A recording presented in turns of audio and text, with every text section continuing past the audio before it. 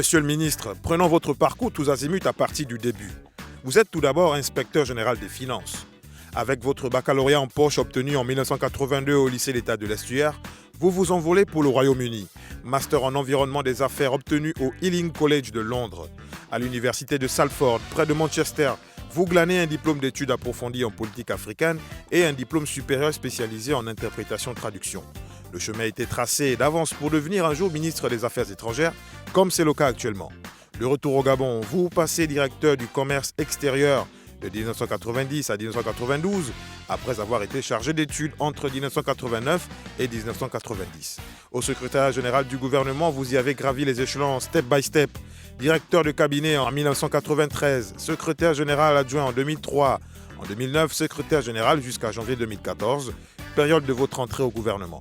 D'abord, ministre de l'Enseignement supérieur de la Recherche scientifique pour votre baptême d'entrée. En 2016, en qualité de ministre de l'Intérieur, vous avez lu en Mondovision les résultats décisifs de la dernière élection présidentielle. Souvenir. Ministre d'État, ministre des Affaires étrangères, de la francophonie et de l'intégration régionale, chargé des Gabonais de l'étranger, à partir d'octobre 2016. Ministre d'État, ministre de l'Environnement d'octobre 2016 à février 2018. Homme politique, actif au sein du Parti démocratique gabonais, où vous avez par ailleurs représenté les populations du deuxième siège du département de la Lolo-Boinguili au Parlement de 2018 à 2020. Commandeur dans l'ordre de palme académique du CAMES et bien d'autres. Et voici face à vous avec Pacom Moubele Boubeya. Monsieur le ministre, s'il vous plaît.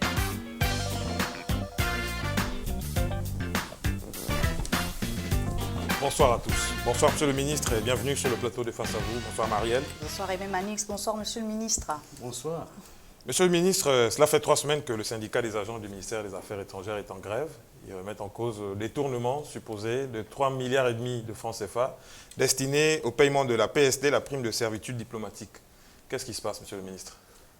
Je vous remercie de poser cette question. Effectivement, le syndicat du ministère des Affaires étrangères fait grève, ce qui est un droit tout à fait constitutionnel. Maintenant, les raisons pour lesquelles il ferait grève sont celles que vous venez de citer. Ah, heureusement, oui. Vous faites ressortir donc un montant. C'est la première fois que j'entends dire que c'est à cause de ce montant.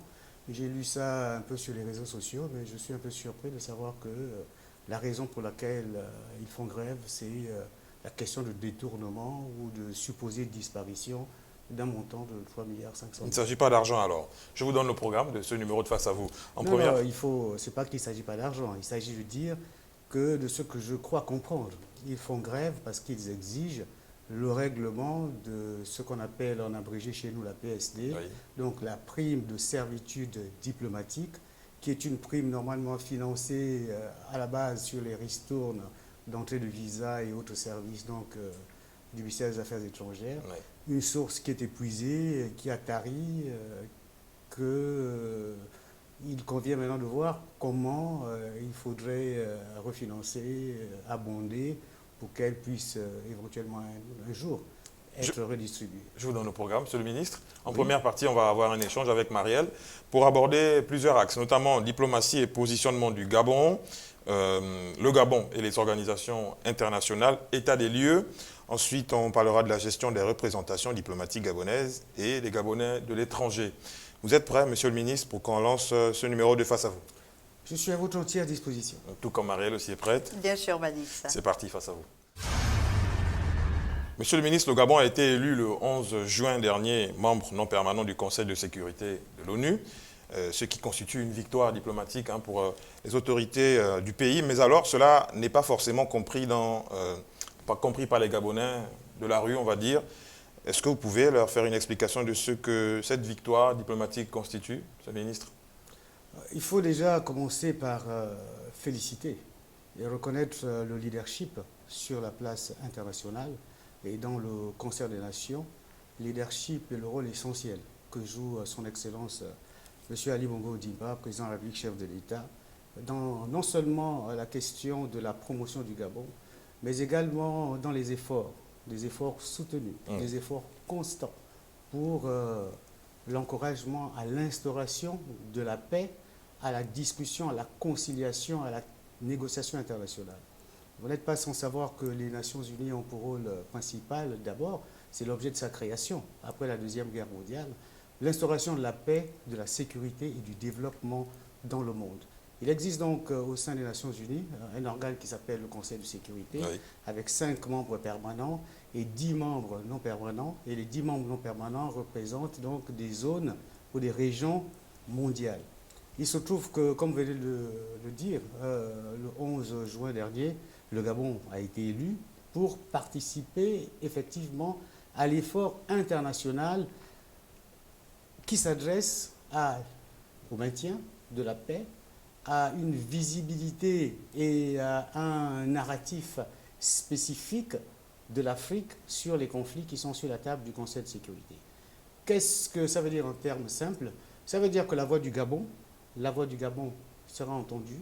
La voix du Gabon sera entendue non seulement parce qu'il s'agit du Gabon, non seulement parce qu'il s'agit de l'Afrique centrale, mais essentiellement parce qu'il s'agit de porter la voix de l'Afrique. Oui. Vous savez que plus de 70% des questions qui sont inscrites à l'ordre du jour du Conseil de sécurité sont des questions qui concernent l'Afrique. Et dans son plaidoyer à l'élection en tant que membre non permanent, le Gabon a fait ressortir qu'il est important que le narratif africain sur ces questions soit le plus large possible et qu'il ne soit pas simplement défini sur la base d'informations qui ne reflètent pas la réalité des conflits ou des difficultés qui sont rencontrées entre les États ou dans les pays au niveau de l'Afrique. Monsieur le ministre, ce n'est pas la première fois que le Gabon a été élu membre non permanent de ce Conseil de sécurité à l'ONU. Quel serait concrètement, dans la vie de tous les jours, l'apport de cette élection pour les Gabonais? Pour les Gabonais, déjà, il faut que nous puissions nous féliciter. Parce que ce ne sont pas tous les pays qui ont cette régularité d'élection au Conseil de sécurité en qualité de membre non permanent. Le Gabon va s'y retrouver une énième fois. Nous sommes dans une séquence de presque tous les 10 ans au Conseil de sécurité. Comme je disais tantôt, toujours pour apporter donc une voix africaine. Mais ce qui est important, dont il faut se souvenir, c'est que c'est à l'occasion, d'ailleurs, du dernier passage du Gabon au Conseil de sécurité, Oui. où il a été adopté une résolution concernant la protection de la veuve, de l'orphelin, la prise en compte des femmes. C'était déjà lors de notre dernier passage au Conseil de sécurité. Et pour cette fois-ci, le chef de l'État, son Excellence Ali Bongo Ondimba, a décidé de mettre sur la table du Conseil de sécurité, au-delà de toutes les questions de paix et de sécurité que nous savons, lutte contre le terrorisme, lutte contre les armes légères de petit calibre, négociation, conciliation globale, il a décidé d'introduire 2 questions qui sont essentielles. L'une des questions, c'est la question de la sécurité climatique née avec les changements climatiques. Vous savez qu'en matière de conflits, il existe donc des conflits sonores, bruyants, parce qu'ils sont de la guerre. Il y a également des conflits dits silencieux, dont les effets entraînent des conséquences sécuritaires énormes. Donc le Gabon va porter, évidemment, sur le leadership de son Excellence M. Ali Bongo Ondimba, une résolution sur les questions de sécurité et changement climatique. À travers quel homme, monsieur le ministre? Oui, allez-y. Ça, c'est une chose. Oui. La deuxième chose qu'il faut également savoir, c'est que le rôle et la place du Gabon est reconnu internationalement sur la prise en compte de l'égalité genre, Oui. hommes-femmes. Il se trouve aujourd'hui que les femmes jouent un rôle très important en matière de sécurité, en matière de gestion de conflits, et des fois elles sont souvent instrumentalisées d'ailleurs dans ces conflits-là. Et une deuxième résolution que va porter le Gabon, c'est une résolution femmes et sécurité, ou sécurité et femmes, dans non seulement la résolution des conflits, mais dans le fait d'éviter que des conflits ne s'instaurent ou qu'ils soient donc... Et pourtant, il y a déjà la résolution 1325, monsieur le ministre. Oui, la résolution 1325, qui est une résolution de Beijing, elle parle effectivement du soutien, du développement de la femme, de son intégration, de sa prise en compte, du fait que la femme est l'égale de l'homme. Alors qu'ici, il s'agit de mettre la femme au devant des questions de sécurité. Je vais vous donner un exemple.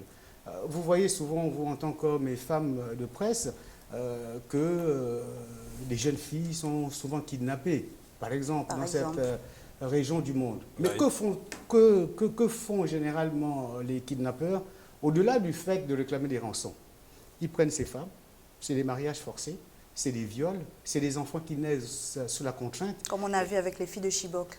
Exactement. Et on se retrouve donc dans des situations où ce sont des générations entières, des peuples, des populations entières qui se retrouvent humiliés à travers donc les abus qui sont apportés sur les femmes. Et vous dites que le Gabon va porter ces résolutions. Avec quel homme? Vous avez désigné déjà des ambassadeurs qui vont siéger pour le compte du Gabon au Conseil de sécurité de l'ONU en tant que membre non permanent. Mais il existe... ce sera vous-même? Il existe un représentant permanent du Gabon aux Nations Unies qui est installé. Il y a une équipe qui est en train d'être mise en place. Elle est en train d'être passée au crible pour porter toutes ces questions, pour venir soutenir l'action de nos diplomates qui sont déjà à New York. D'accord. Alors, Monsieur le ministre, avant l'élection du Gabon au Conseil de sécurité en tant que membre non permanent, il avait déjà été élu au Conseil des droits de l'homme, toujours de l'Organisation des Nations Unies, comme membre non permanent également. Cependant, la question des droits de l'homme est souvent discutée ici, au Gabon, par la société civile notamment, qui exige une refonte de certaines lois, particulièrement celles liées aux conditions de détention des prisonniers. Finalement, sur quoi tient ces élections aux deux instances de l'ONU? Les droits de l'homme, malheureusement, sont vus dans un sens très restrictif. On pense que les droits de l'homme, il s'agit simplement des questions qui sont liées aux prisons, par exemple, que vous êtes en train d'évoquer. Et je me réjouis de savoir que Madame le Premier ministre chef du gouvernement, Madame Rose Christiane Soukara-Ponda et son gouvernement, à travers son ministre de la Justice, ont entrepris des efforts extraordinaires pour l'amélioration des conditions de vie en milieu carcéral. Mais je ne voudrais pas m'arrêter là. Mais je voudrais dire que la question des droits de l'homme est liée sur l'appréciation que nous avons dans le déni des droits des autres à agir sur des questions spécifiques. Je vous donne un exemple encore pour être précis. Il faut également noter, comme avec le Conseil de sécurité, cette récurrence qu'a le Gabon à siéger donc, au Conseil des droits de l'homme. Oui. Nous sommes à un rythme où nous revenons sur la table du Conseil des droits de l'homme tous les 3-4 ans. Donc ça veut dire que le monde reconnaît les qualités, les capacités du Gabon à s'aligner sur les questions qui sont liées aux droits de l'homme. Une question encore que nous venons de soulever, de mettre sur la table du Conseil des droits de l'homme des Nations Unies, et une résolution qui vient d'être adoptée il y a à peine 2 ou 3 semaines, c'est une résolution qui s'adresse à la question de l'hygiène menstruelle, des droits de l'homme et de toutes ces questions autour des menstruations féminines. Oui, vous avez fait le point récemment avec le chef de l'État. Oui. Monsieur le ministre, puisqu'on parle de diplomatie et du positionnement du Gabon, le Gabon abrite le siège à Libreville de la CEAC qui compte 11 pays, ce qui peut être une bonne chose.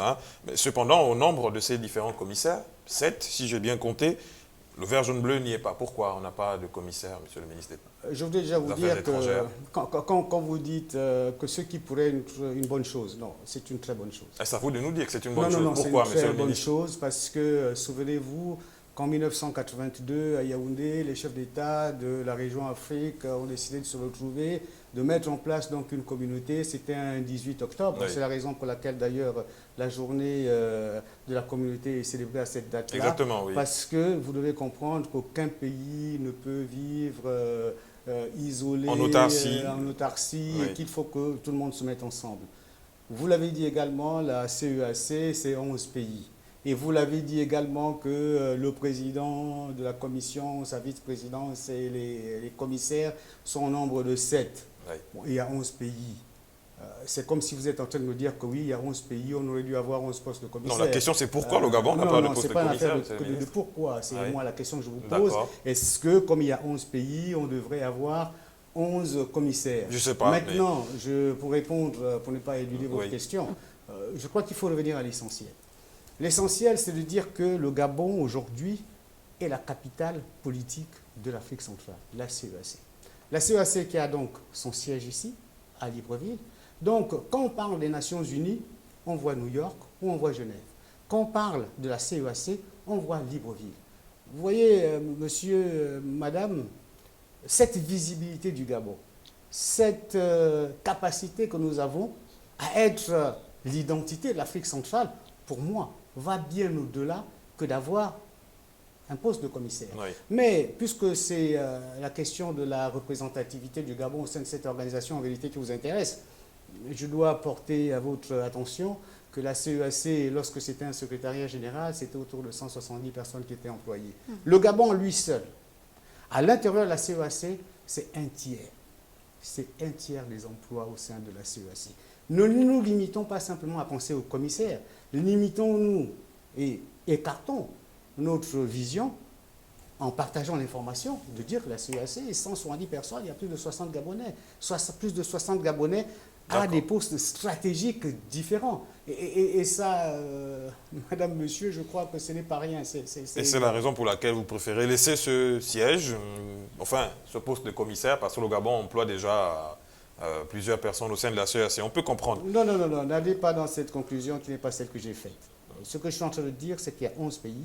Oui. Le Gabon est privilégié parce qu'il accueille le siège. Le Gabon est privilégié parce que le nombre d'emplois occupés par les Gabonais est le plus élevé. Oui. Et nous sommes 11 pays. Il est important que les autres pays également puissent avoir de la visibilité au sein de... Le sens du partage, c'est entendu, monsieur le ministre. Partage, oui. Effectivement. On va aborder le deuxième axe de notre échange, monsieur le ministre. Le Gabon et les organisations internationales. On va faire un état des lieux avec Marielle. Effectivement, Manix, on va commencer tout d'abord, monsieur le ministre, par les démarches du Gabon à intégrer le Commonwealth. Il se disait que le pays allait, la jonction avec le Commonwealth allait se faire en juin et nous voici en août. Finalement, monsieur le ministre, dites-nous Commonwealth ou pas Commonwealth, si oui, quand? Je vous remercie de cette question qui est, comme toutes les autres questions précédentes, d'une importance capitale. Je voudrais vous rappeler à la déclaration faite par le chef de l'État, son Excellence Ali Bongo Ondimba, lors de la 75e Assemblée générale des Nations unies l'année dernière. Dans son adresse, le président de la République a dit « Le Gabon, comme tous les pays, est ouvert au multilatéralisme ». Le multilatéralisme, ça veut dire que c'est aller encore plus en avant dans l'ouverture. Et il se trouve que dans le concert des nations, il y a plusieurs organisations qui existent. Et le Gabon, et d'ailleurs, appartient à plusieurs de ces organisations déjà, oui. Comme l'Organisation internationale de la francophonie, on a parlé de la CEAC tout à l'heure, la CEMAC, d'autres organisations. Et le Commonwealth est une organisation qui partage les mêmes valeurs que le Gabon, les valeurs de promotion du genre, les valeurs de sécurité, les valeurs de changement climatique. Et il était important que le Gabon donc, puisse s'ouvrir donc, à cette organisation. D'où la décision du président de la République, chef de l'État, de demander donc l'adhésion d'autres pays à cette communauté. Et pourquoi la jonction n'a pas eu lieu en juin, monsieur le ministre? Malheureusement, il est advenu quelque chose de grave. Encore la Covid-19, non? C'est la Covid-19. La conférence des chefs d'État et de gouvernement aurait dû se tenir donc à Kigali, au Rwanda, au mois de juin. Mais avant cette période et pendant cette période, il y a eu quand même un pic extraordinaire donc, de contamination. Beaucoup de pays se sont un peu recroquevillés sur eux-mêmes et cette conférence a été renvoyée en 2022. Finalement, qu'est-ce qu'on retient? Est-ce que le dossier du Gabon est en bonne voie pour l'intégration au Commonwealth? Le dossier du Gabon est en très très bonne voie. Nous avons soumis donc à la communauté du Commonwealth tous les aides-mémoires possibles qui concernent toute la législation, toute la réglementation gabonaise dans presque tous les domaines. Nous avons pris le temps de la mettre en anglais parce que, comme vous le savez, le Commonwealth est la seule communauté au monde qui travaille dans une seule langue qui est l'anglais. Oui. Nous avons soumis des dizaines de milliers de pages qui sont à l'examen. On a eu une mission du Commonwealth qui est venue ici. Vous avez suivi et notre dossier est en très bonne voie d'aboutissement. Du point de vue économique, qu'est-ce que ça devrait changer, la jonction du Gabon au Commonwealth, monsieur le ministre? Sachant bien que le système économique actuel au Gabon favorise beaucoup plus de multinationales françaises. Qu'est-ce qui va se passer? Je crois que vous allez peut-être vite en besogne en parlant de favoriser telle multinationale de tel pays plutôt que d'un autre pays. Le Gabon, dans le cadre de l'attrait de ses investissements directs étrangers, est ouvert sur le monde. Le Commonwealth, comme je disais, c'est une grosse communauté d'une cinquantaine d'États avec des possibilités qui sont multiples. Il se trouve qu'il y a certainement des entrepreneurs ou des entreprises de ces pays du Commonwealth qui vont venir vouloir s'ajouter aux entreprises qui sont déjà ici, mais je voudrais quand même appeler votre attention pour dire qu'il y a déjà des majors du Commonwealth qui sont installés au Gabon dans le domaine pétrolier, par exemple. Alors, qu'est-ce que ça va impliquer? Est-ce que les Gabonais vont devoir parler l'anglais, par exemple? Est-ce qu'on va devoir revoir nos relations avec l'organisation de la francophonie? Non, pas du tout. Je voudrais nous rappeler simplement que la constitution gabonaise est claire. Elle dit que la langue officielle au Gabon, c'est le français. Et je ne pense pas qu'il ait été introduit une modification quelconque de la constitution dans ce sens. Ça peut arriver? Je voudrais également rappeler que ce soit à l'OIF, l'Organisation internationale de la francophonie, que ce soit au Commonwealth, nous avons des pays francophones qui sont membres du oui, le Commonwealth. Cameroun. Mais pour le cas du Gabon, monsieur le ministre, pardonnez-moi. Il y a même le Rwanda. D'accord, le Rwanda aujourd'hui préside la réunion du Commonwealth. Des chefs d'État et de gouvernement. C'est le président Kagame qui est président en exercice. Monsieur le ministre. Et la francophonie, c'est le Rwanda qui est secrétaire général de l'organisation. Sauf que pour le cas du Gabon, les choses sont tellement allées vite. Dès qu'on a annoncé que le Gabon devait intégrer le Commonwealth, aussitôt on a reçu la visite de la secrétaire générale de la francophonie qui a été reçue par le chef de l'État. C'était pourquoi? Pourquoi subitement? Pourquoi cette coïncidence, monsieur le ministre? Est-ce que c'était pour repréciser un tout petit peu les choses, les rapports diplomatiques entre le Gabon et l'OIF? Non, ça n'a rien à voir. Ce n'est pas la première fois que madame le secrétaire général de l'Organisation internationale de la francophonie vient au Gabon. Et ce n'est pas non plus que le Gabon a introduit sa demande d'adhésion au Commonwealth. Il n'y a que maintenant. C'est une question qui est sur l'agenda du chef d'État. Ces différentes rencontres avec ses homologues anglophones l'ont toujours invité à venir adhérer à cette communauté-là. Donc, madame le secrétaire général, donc, la francophonie, madame Louise Mushikiwabo, lorsqu'elle est venue ici, c'est parce que, avec l'Organisation internationale de la francophonie, nous avons une relation qui est très forte, nous avons des projets forts et qui sont d'ailleurs, pour certains, toujours sur la table et certains ont été initiés. Parlant de francophonie, il vous souviendra que lors de la réunion des chefs d'État qui s'était tenue à Madagascar, en Tananarive, le président de la République avait mis sur la table de la francophonie un projet qui est aujourd'hui devenu réalité, qui est une entité sur le genre.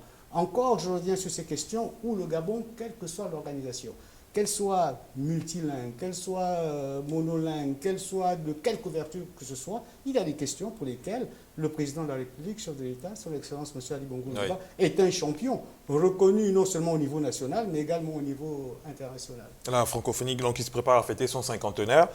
La France aussi a entendu l'écho de cette adhésion probable du Gabon au Commonwealth. Et tout de suite, après, je vous l'ai dit, vous avez été reçu à Paris par votre homologue des affaires étrangères français. Pourquoi? Encore une fois, coïncidence de calendrier peut-être?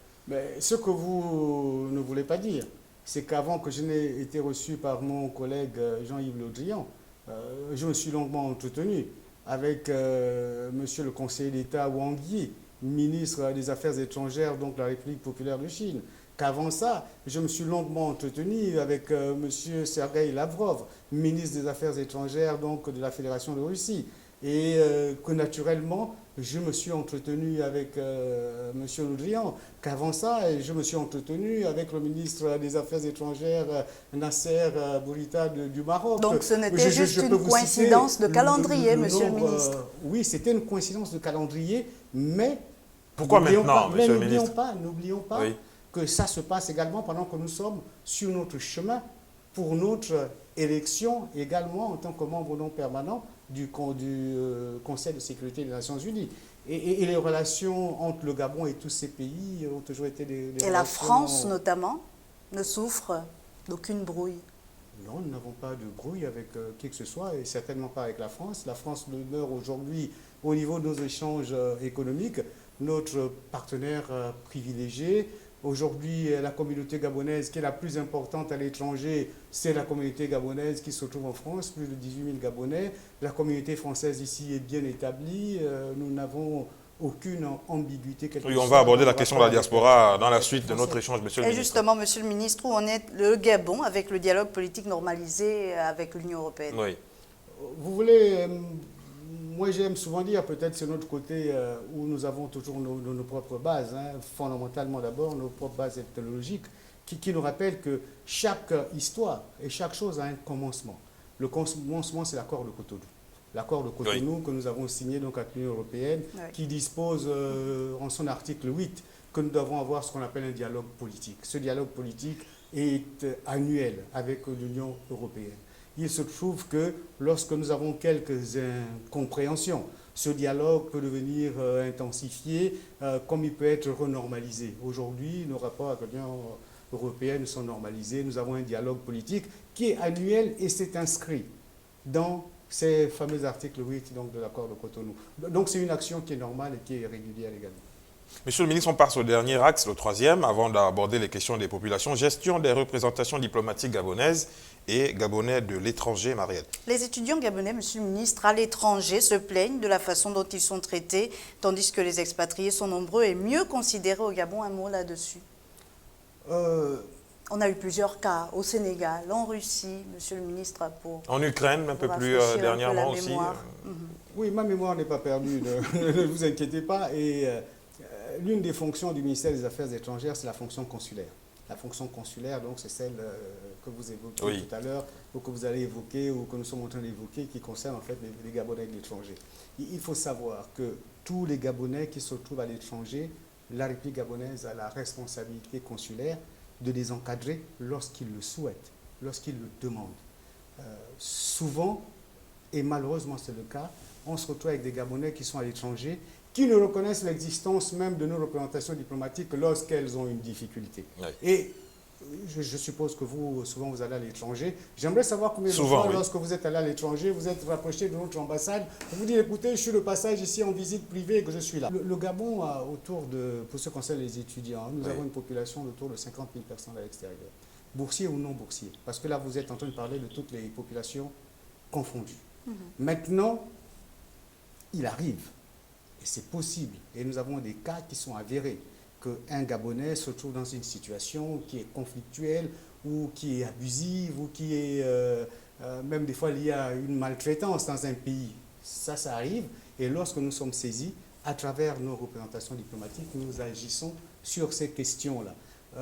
Et c'est le rôle que nous avons, et nous encourageons d'ailleurs tous les ressortissants gabonais, qu'ils soient résidents ou de passage dans un pays étranger, à se signaler. Et c'est normal que lorsque un Gabonais se retrouve à l'étranger, s'il est bousculé, qu'il se rapproche de nous. Et nous faisons tout ce que nous pouvons. Et c'est de notre responsabilité que de trouver des solutions et de les encadrer. Et nous nous efforçons de le faire aussi bien que nous le pouvons. Monsieur le ministre, on va prendre les questions de vos compatriotes. Vous allez y répondre lorsqu'on reviendra sur le plateau. C'est parti pour les questions des populations.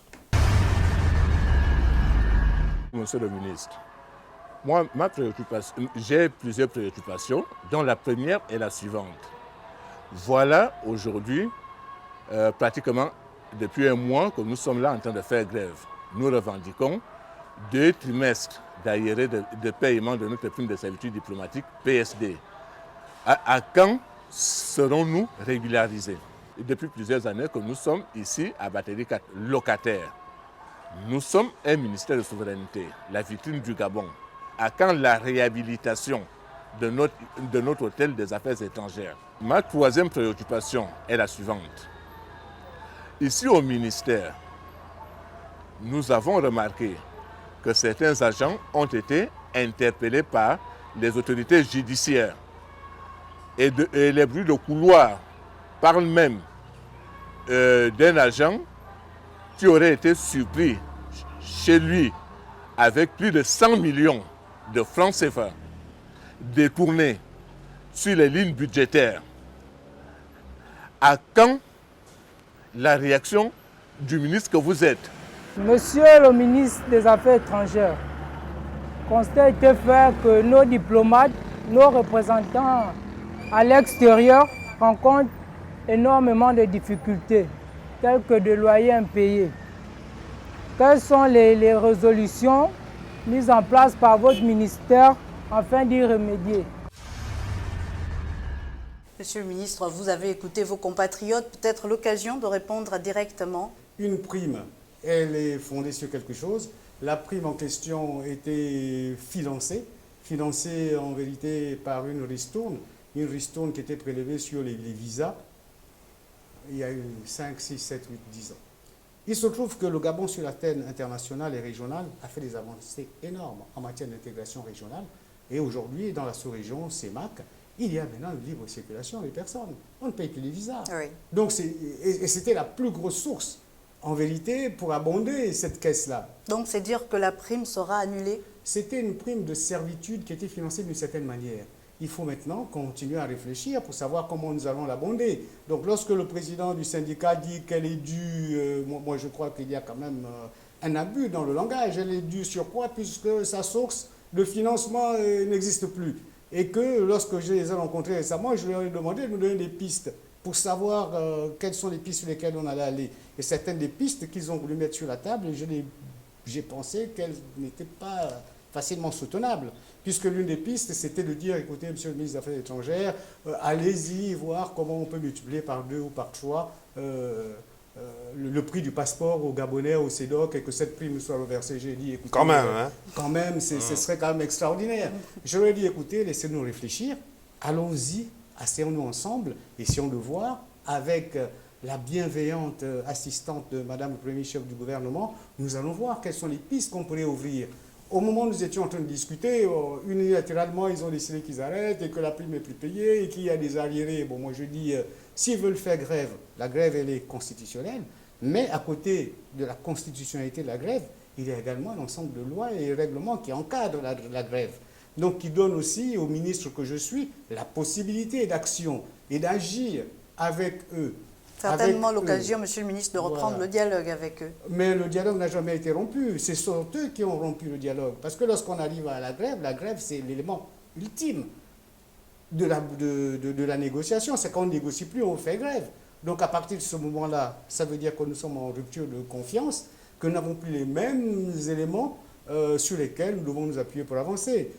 Le jour où ils seront disponibles à venir nous rencontrer pour qu'on reprenne ces discussions, nous allons les reprendre. Et ils savent que c'est un impératif pour moi. Il faut aussi soulever et vraiment clarifier. Il s'agit d'une prime de servitude. La servitude en matière de diplomatie est quelque chose de simple. C'est la possibilité qui est donnée à un diplomate d'avoir une action qui soit diplomatique envers soit des représentants diplomatiques, oui, soit dans son action diplomatique. Donc déjà, c'est une prime qui ne devrait même pas être ouverte à tous les agents du ministère des Affaires étrangères. C'est déjà un point qu'il faut soulever. Le président du syndicat a fait ressortir également un élément essentiel, puisqu'il s'interroge pour savoir quand est-ce que nous allons pouvoir repartir dans un siège qui est le nôtre. Le ministère des Affaires étrangères, qui est un ministère de souveraineté de l'État. Mais qui loue, qui est locataire, oui. Oui, le fait de louer, de ne pas louer, ce n'est pas ça la question la plus importante. La question la plus importante, c'est de savoir pourquoi nous sommes partis. Nous sommes partis d'où nous étions, c'est parce qu'il y avait un problème de contamination à l'amiante du bâtiment. Il y avait un choix. Soit on laissait tout le personnel exposé à l'amiante, avec les conséquences de santé qu'il peut y avoir, soit nous partions, que nous trouvions une solution pour désamianter, refaire les travaux. Le président sait qu'il y a eu un appel d'offres, il n'y a pas très longtemps, premier trimestre de cette année, que cet appel d'offres a été ouvert, qu'il a été fructueux, que le ministre du Budget, et je crois que c'est l'occasion de saluer les efforts faits par lui, a procédé à la signature des contrats, que les travaux vont reprendre quand, monsieur le bientôt, ministre? très très bientôt. Avant 2022 ? Bien entendu. Quand je dis très bientôt, c'est que nous espérons ne pas arriver en 2022. Encore que, bon, on verra quelles sont les circonstances économiques ou autres qui pourraient advenir. Sinon, tout ça est vraiment prévu pour que ça se fasse le plus rapidement possible. Il parle d'un agent du ministère des Affaires étrangères qui aurait été, vous savez, moi je mets tout ça au conditionnel, mais je crois que c'est un citoyen. Il peut saisir le procureur de la République. Parce que moi, je n'ai pas les mêmes informations que lui. Je les apprends en même temps que vous me les projetez maintenant.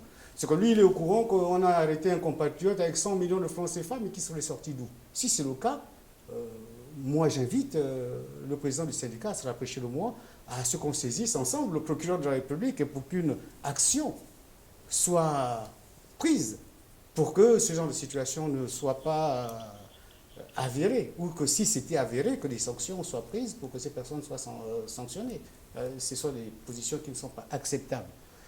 Maintenant, La question des loyers impayés de nos représentations diplomatiques à l'extérieur, Monsieur le ministre. oui, il peut arriver effectivement que les loyers soient impayés. Et les raisons sont multiples. Comment on en arrive là? L'une des raisons, c'est d'abord des questions de calendrier budgétaire. Il faut savoir que dans tout le monde, dans le monde entier, tous les pays n'ont pas le même calendrier budgétaire. Voilà. Il y en a qui vont le 1er janvier. Prenons l'exemple 31 concret de décembre. celui Il y en a qui vont des États-Unis, d'avril. monsieur le ministre, Ouais. qui a été prié de vider son logement pour impayé. Est-ce que, lorsque vous faites la différence entre le calendrier budgétaire avec les États-Unis, pourquoi ça arrive seulement en 2021, alors qu'on n'a pas le même calendrier budgétaire depuis toujours, monsieur le ministre? Ce que je peux vous dire déjà, c'est que sous les instructions fermes et les orientations, mais sans réserve, de M. le Président de la République chef de l'État, le ministre en charge du budget a procédé au règlement depuis le mois de janvier et jusqu'à maintenant pour tous les règlements en matière de loyer, en matière de toutes les charges, pour une valeur de près de 10 milliards de francs CFA. D'accord. Ça, c'est déjà ce qu'il faut dire. C'est que le Gabon est responsable des engagements qu'il prend au niveau international. Bien sûr. Et là, je ne parle même pas des engagements en matière de contribution, de cotisation. Je parle de fonctionnement. Maintenant, dans le cas que vous venez de soulever, dans le cas de New York, je ne sais pas lequel, j'ai lu quelque chose comme ça sur Internet. J'espère que vous... Un média sérieux quand même qu'il a relayé, monsieur le ministre. Mais quel média n'est pas sérieux? Est-ce que je ne dis pas qu'un média est plus sérieux? Donc ce n'est pas vrai, c'est ce que vous dites. Je dis que oui. Je trouve étonnant de lire dans la presse qu'on aurait porté plainte à un individu. C'est comme si c'était un individu qui signe un contrat, il s'agit d'un État. C'est pour ça que je dis qu'il faut mettre tout ça... D'accord. Il faut prendre tout ça de manière assez conditionnelle. C'est vrai que nous avons une dette qui concerne un diplomate, pas seulement ce diplomate, mais 2 ou 3 diplomates. Maintenant qu'on ait porté plainte contre un individu pour un bien locatif signé au nom de la République, ça me surprend. Monsieur le ministre, avant de finir, et rien à voir avec tout ce qui précède, un autre média a relayé une information selon laquelle le Gabon soutiendrait certains pays africains en vue de retirer Israël du poste de membre observateur de l'Union africaine. C'est l'actualité, monsieur le ministre. Est-ce que c'est vrai? Vous dites que c'est l'actualité. Vous voyez, là encore, il s'agit de médias. Moi, j'ai vu ça sur Internet. Et je me suis dit, c'est extraordinaire. Mais qu'est-ce que vous dites? Non, moi, ce que je dis, c'est que les relations internationales ne se lisent pas comme ça sur les réseaux. Ce média aurait dû appeler l'Union africaine et poser la question. Il se trouve qu'Israël a fait une demande pour être un membre observateur de l'Union africaine. Mais le Gabon n'est pas contre. Au contraire, le Gabon serait pour soutenir la candidature d'Israël pour être observateur. Puisque le Gabon, lui, est ouvert sur le multilatéralisme sur le monde. Pour quelle raison nous serions contre le fait qu'Israël soit membre observateur de... Donc ce n'est pas vrai, le Gabon ne soutient aucun pays africain. D'autant plus, oui. Si vous voulez, sans rentrer dans un secret quelconque, moi je me suis entretenu avec les responsables de ce pays d'Israël et qu'ils ont eu le soutien du Gabon pour leur candidature. C'est pour ça que je dis, soyons prudents dans ce que nous lisons, et vous faites bien d'ailleurs. Oui, c'est notre rôle de faire la lumière face à vous, monsieur le ministre. La question sur cette question-là. D'accord, merci. C'est la fin de la première partie. Merci Marielle d'avoir apporté les questions pertinentes de vos compatriotes. On va passer au face-à-face, monsieur le ministre, avec l'un de vos compatriotes. Allez, le face-à-face maintenant. Deuxième partie donc de ce numéro de Face à vous. Bonsoir professeur Serge Lungu, bienvenue sur le plateau de Face à vous. Vous êtes maître de conférence en géographie politique à l'Université Omar Bongo. Vous avez plusieurs questions à adresser à monsieur le ministre. C'est un face-à-face, le débat est ouvert. Bonsoir monsieur le ministre. Bonsoir professeur. Depuis le milieu des années 1970, lorsque notre pays est rentré dans l'ère du pétrole, notre pays, justement, s'est lancé dans une diplomatie tous azimuts, ouvrant ici et là des missions diplomatiques et consulaires. Est-ce que 40 ans plus tard, vous pouvez nous dresser une cartographie justement de la présence diplomatique gabonaise à l'étranger? Combien d'ambassades, combien de diplomates entretenons-nous et combien ça coûte à l'État gabonais chaque année? Le Gabon, le terme tous azimuts me semble un peu exagéré. Je voudrais dire que vous savez que de façon formelle, les Nations Unies, c'est un peu plus de 190 pays, autour de 193 pays, et que nous ne sommes pas suffisamment représentés dans le monde. Il aurait été souhaitable que pour des relations constantes, le Gabon soit le plus largement représentés, pas simplement par une représentation juridictionnelle. Hein. Nous avons un pays qui a juridiction sur 4 ou 5 pays, mais qui, de façon physique, sont installés. Le corps diplomatique, dans le cadre de sa représentation, est énorme. Hein. Nous sommes représentés dans plus d'une quarantaine de pays, une cinquantaine. Nous pensons que ce n'est pas suffisant. Nous pensons, et selon les très hautes instructions que nous avons reçues de son Excellence, Monsieur le Président de la République, chef de l'État, que le monde est de plus en plus ouvert au multilatéralisme. Le monde est un village planétaire et nous ne pourrons pas simplement restreindre nos relations internationales avec un ensemble de pays. On ne peut pas penser que parce que nous sommes au Gabon, nous ne devions pas avoir des relations avec des pays aussi éloignés que la Nouvelle-Zélande et l'Australie, d'autant plus que dans les défis actuels internationaux, défis par exemple liés au changement climatique, ce sont les pays qui comptent. On ne peut pas penser que sur cette question spécifique, nous n'ayons pas des relations diplomatiques qui soient spécifiques avec les pays dits des îles, alors que ce sont les pays qui sont confrontés à cette catastrophe climatique qui pourrait arriver si nous n'agissons pas, et que le Gabon est reconnu sur la place internationale comme étant des leaders. Nous ne pouvons pas penser que dans le cadre de la mise en œuvre de la politique de l'Union africaine, dans le cadre donc de l'Afrique 2063, qui a mis en œuvre la zone de libre-échange continentale africaine, dont le secrétariat général est au Ghana, à Accra, nous ne pouvons pas concevoir que le Gabon soit absent de la place de la ZLECAf à Accra. Nous pouvons difficilement concevoir que le siège du programme des Nations Unies pour l'environnement, qui est un programme énorme, et dont c'est le seul siège qu'a les Nations Unies en Afrique, siège véritable, soit à Nairobi, et que le Gabon ne soit pas présent. Et nous ne pouvons pas concevoir non plus que la Cour de justice africaine soit à Arusha, que nous ne soyons pas présents. C'est pour dire que oui, nous sommes dans une bonne quarantaine de pays et qu'il faudrait que notre diplomatie soit encore plus dynamique et qu'elle se redéploie encore davantage. J'entends bien, Monsieur le ministre, mais tout dépend aussi des moyens. Est-ce que nous avons les moyens de cette ambition-là, d'être présents? Quand on apprend que, par exemple, nous avons des difficultés à assurer le loyer dans tel pays, est-ce que nous avons encore les moyens d'être présents? Nous avons les moyens. Tout est une question de stratégie. Aujourd'hui, il est question de redéploiement de la carte diplomatique. Redéployer la carte diplomatique ne veut pas dire diminuer le nombre de nos représentations. Ça veut dire qu'il s'agit de rationaliser. Il faut que nous puissions voir où nous avions des représentations diplomatiques, où on a un c'est l'ambassadeur ou le consul, 1 plus 5 ou plus 7, on doit se poser objectivement la question, est-ce qu'on a besoin de 1 plus 7 diplomates? Est-ce que ce n'est pas 1 plus 2? Donc, avec la même enveloppe, peut-être avec une bonification de 10, 20, 30%, on peut avoir une couverture qui est beaucoup plus large, mais il s'agit de rationaliser. Il s'agit pour ça également de prendre en compte également d'autres éléments qui sont essentiels dans la refonte de notre système diplomatique, revisiter les lois. Parce qu'aujourd'hui, vous savez, si vous êtes nommé diplomate à l'étranger, la loi me dit à moi, ministre des Affaires étrangères, écoutez, c'est professeur Lungu 1 plus 4, ça fait 5 personnes que je dois prendre en charge. Il y a donc toutes ces charges qui sont connexes à la fonction même de la diplomatie, qui en vérité représente les 2 tiers du coût de nos représentations diplomatiques à l'extérieur. Donc, tout ce qui est scolarité des enfants, tout ce qui est prise en charge des logements, toutes les questions qui sont annexes. Et aujourd'hui, nous sommes en train de travailler sur la révision de la carte diplomatique, la refonte également du cadre législatif et réglementaire, pour qu'au cœur même du métier qui est le nôtre, soit le métier de la diplomatie et des relations internationales. D'accord. Mais ça coûte combien à peu près ?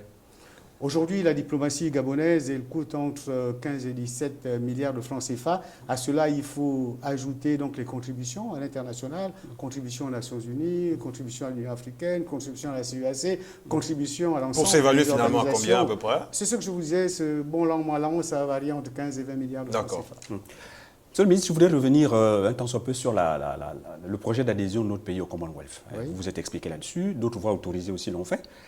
Il semble que les arguments qui sont donnés ne convainquent pas tout le monde. Et ceux qui sont dubitatifs voient que derrière, ou considèrent que derrière ces arguments officiels de bonne loi, renforcer la coopération, etc., la comparaison avec le Rwanda et le Mozambique, derrière tout ça, il y aurait comme un travail de lobbying fait par ce qu'on pourrait appeler le lobby anglo-saxon, oui. qui est autour du président de la République, dont vous-même seriez l'un des représentants, puisque vous avez fait vos études en Angleterre, et que c'est ce lobby-là qui pousserait le Gabon à aller vers le Commonwealth pour en faire en quelque sorte un contrepoids à l'hégémonie de l'Union européenne derrière laquelle on verrait la main d'une certaine France. Qu'avez-vous à répondre à ça? Très bien.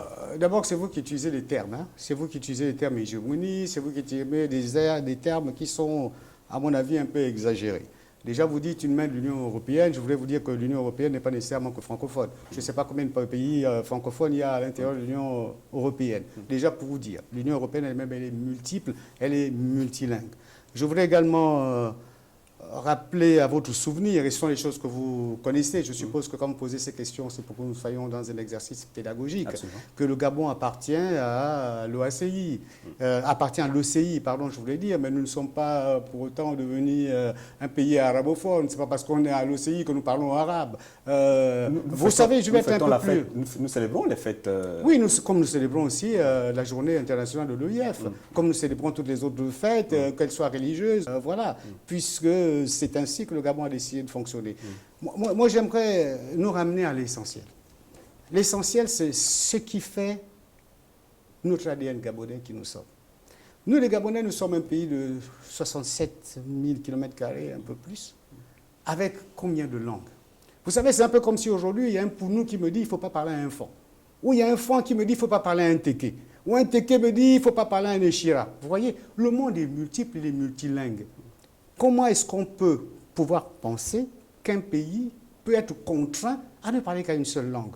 Moi, je pense s'il existait des organisations à caractère germanophone, il n'y a pas de raison pour laquelle le Gabon n'adhérerait pas, ne parlerait pas aux pays qui parlent allemand. S'il y avait des organisations de pays spécifiques qui parlent espagnol, il n'y a pas de raison. Je crois qu'il faut dépolitiser l'affaire. Le Gabon est un pays souverain. La souveraineté d'un pays s'exerce de la façon dont il pense que ses intérêts sont les mieux préservés. Parce que la diplomatie et les relations internationales, c'est d'abord la préservation des intérêts. Absolument. Ce qui intéresse les plus hautes autorités de la République gabonaise, c'est que le Gabon soit ouvert au monde et que ne reste pas cloisonné. Pourquoi il ne s'ouvrirait pas au monde? Ce serait la question fondamentale qu'on serait en train de poser. À ce moment-là, alors que de vos questions, vous êtes en train de vouloir me dire, écoutez, nous le Gabon, nous sommes des francophones, francophiles, restons enfermés, discutons simplement avec les francophones. Professeur Lungu, oui. Professeur Lungu, oui. Disons, dites-moi aussi, ne parlons plus au Ghana qui est anglophone, ne parlons plus au Nigeria qui est anglophone, ne parlons pas au Cameroun qui est bilingue, ne parlons pas en Afrique du Sud. Mais tous ces pays que je viens de citer, professeur Lungu, ils sont tous membres du Commonwealth. Oui. En vérité, qu'est-ce qui va changer? Ce qui va changer, c'est que nous allons appartenir à une autre communauté qui est une communauté qui est beaucoup plus élargie et dont les valeurs dans les domaines, comme je disais, de changement climatique, de préservation de la nature, de politique dans le cadre du genre, ressemblent. Et c'est tout, oui. C'est pas plus économique. Professeur Lungu. Oui. Je vais évoquer la question de l'influence gabonaise. Vous avez évoqué tout à l'heure un certain nombre de succès diplomatiques que le Gabon a engrangés. Mais quand on jette un regard rétrospectif aussi, sur la scène internationale, on a besoin d'avoir l'instrument de l'influence, oui, le soft power et tout ça, et nous sommes un peu condamnés à ça.